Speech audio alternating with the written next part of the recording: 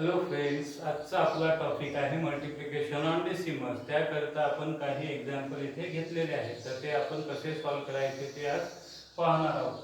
तर आपण आधी यांची ही जी आहे ही अरेंजमेंट आहे ही आपण आता व्हर्टिकली करणार आहोत. तर ते आपण आधी कशी करायची पाहू. तर ती अरेंजमेंट आपण 5.5 मल्टिप्लाइड बाय 3.2 अशी आपण अरेंजमेंट केलेली आहे. असं आपलं इथं आपल्याला एक्झाम्पल आहे. तर आता आपण काय करू, तर आधी आपल्याला सॉल्व करायसाठी काय करायचं आहे, तर हा डेसिमल पॉईंट इथून रिमूव्ह करायचा आहे. याचा विचार आपण करायचा नाही आहे. तर आपण आधी साधं मल्टिप्लिकेशन करायचं आहे. तर इथे आपण आता मल्टिप्लिकेशन करू. 5 इंटू 2, 5 इंटू 2 10 होतात.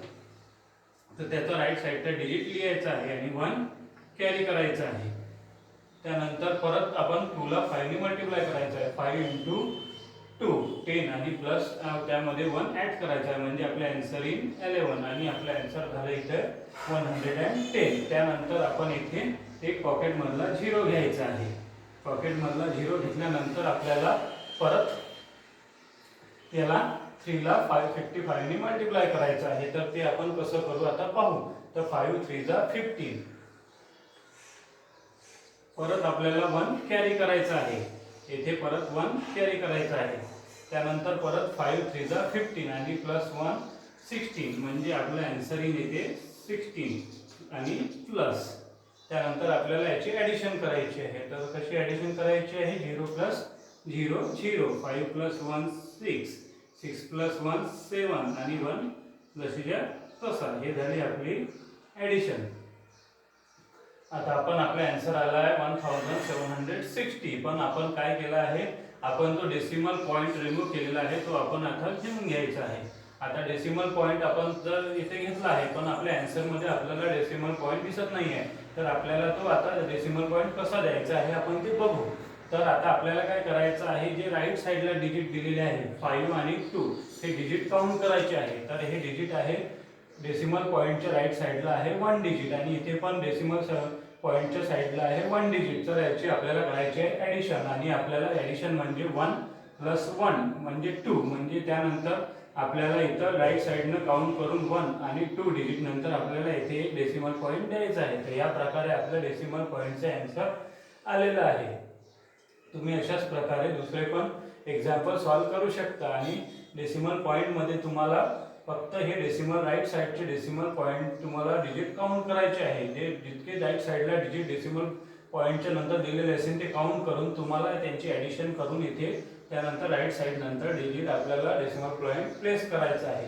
त्यानंतर आपण नेक्स्ट एक्झाम्पल पाहणार आहोत. तर नेक्स्ट एक्झाम्पल आहे आपलं 4.5 मल्टिप्लाइड बाय